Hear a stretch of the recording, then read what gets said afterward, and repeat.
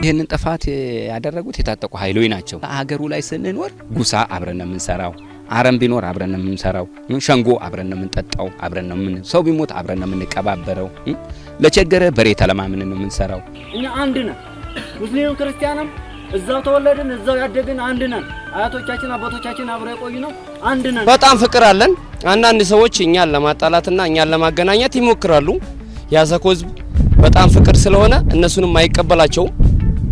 እንሞታለን እንጂ እናልቃለን እንጂ እኛ እነሱን አካኪድም አንቀበልም። አሁንም ነገም ዛሬም ማለት ነው አንቀበልም። አሰኮ ሰው በጣም ፍቅር ነው። በጣም ምርጥ ሰው ነው። በሰሞኑ የተደረገው ድርጊት ያው የሚታወቅ ነው። ዋልታ ረገጥ ሰዎች ናቸው። ወሮበላ ዱርዬዎችም የታጠቀ ኃይልም አለ።